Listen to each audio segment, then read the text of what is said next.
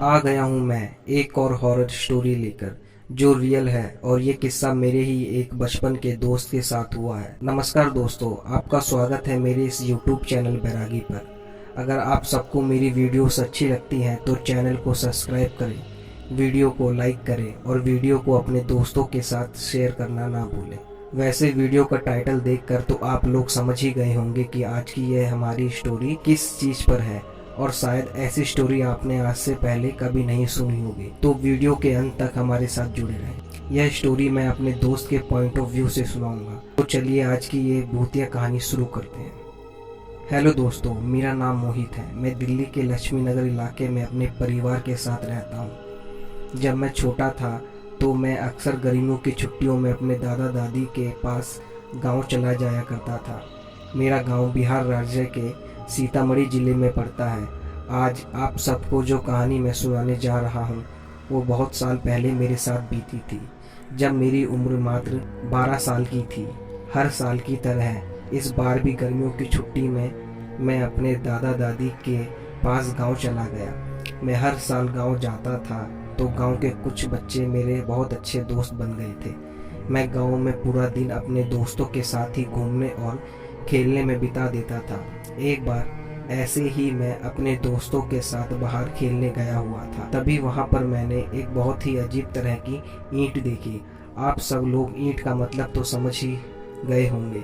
मैं उसी ईंट की बात कर रहा हूँ जो घर बनाने में इस्तेमाल की जाती है। जब मैंने उस ईंट को देखा तो मुझे ऐसा लगा जैसे उस ईंट में कुछ अलग है। मैं ईंट के पास गया और पता नहीं क्यों मैं उस ईंट के ऊपर जाकर बैठ गया, और मेरे बैठते ही वो ईंट गोल गोल घूमने लगी। मुझे बहुत अजीब लगा, लेकिन मैं छोटा था तो मुझे तो उस पर बैठकर घूमने में मज़ा आ रहा था, जैसे कोई जादू हो।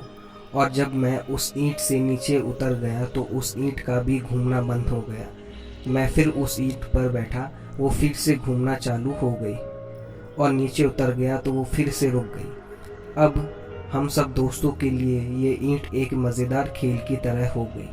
अब दोस्त बारी बारी उस ईंट पर चढ़ते और उतरते। ऐसे ही करते करते शाम हो गई तो हम सब अपने अपने घर चले गए। और वो ईंट मुझे इतनी पसंद आई कि मैं अपने दादा दादी को दिखाने के लिए उस ईंट को अपने घर ले आया।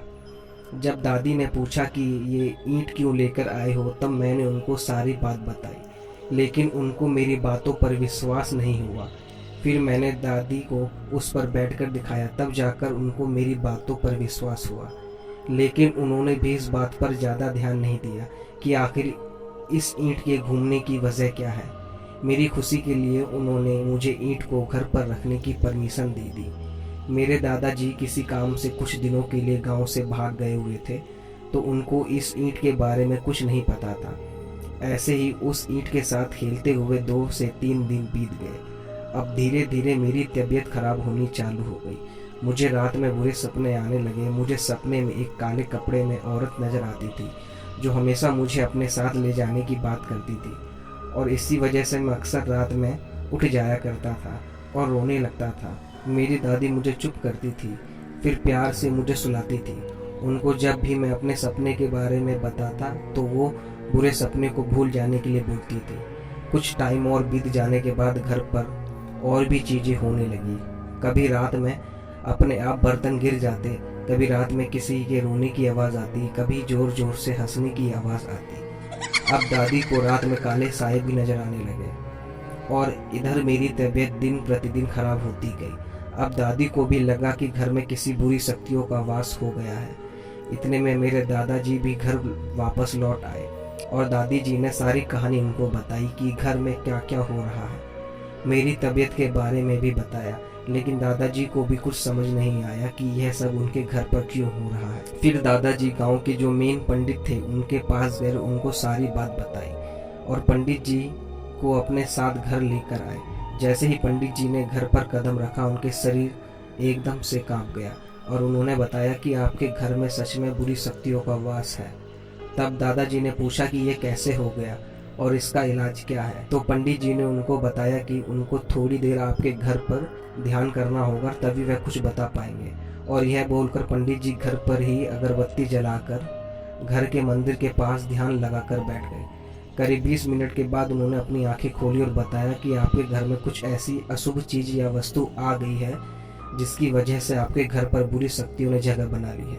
लेकिन दादा और दादी को कुछ समझ नहीं आया। उन्होंने बोला, पंडित जी हमारे घर पर तो कुछ भी ऐसा नहीं है, आप क्या बात कर रहे हैं। तब पंडित जी ने बोला कि आप याद करो, कुछ भी अजीब सी चीज़ आपने अपने घर पर देखी हो। तब दादी जी को ईंट याद आई और उन्होंने ईंट वाली बात पंडित जी को बताई।